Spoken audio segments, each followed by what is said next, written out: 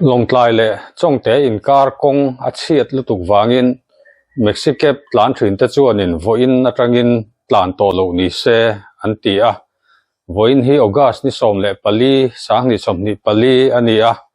long tlai atanga chong te in kar kong abikin chong te pi le dir tlang in kar kong hi a cheviu maya lir theitan tlan lei thei lo khopin a chia tun furo tuitlang hu phei chuanin kala har se mem maya hei wang hianin Mexico tlan thin te chuanin an mani himnan te passenger himnan te le an motor ngei po ina atuar na sat to ema wangin voina tang hianin kong hi tlan tla ka siam thatani ma lo chuanin tlan to lo ni se ti in thutluk na an siam voinia hian mol butlang sirdiak luya longtlai rota motor atanga asef ala chezuya singzak te pokon tang khang vekani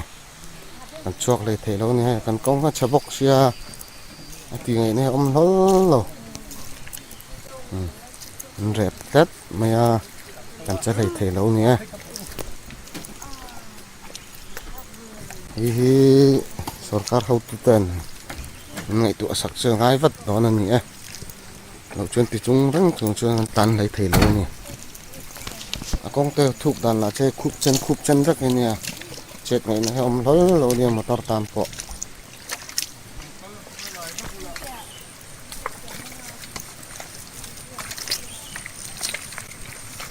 ding yel potential này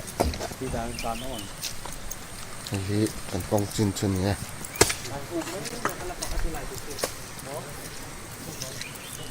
này thì hiện tùy họ cả ăn tan như top mấy chế bốc xí thì ngày năm lâu nè,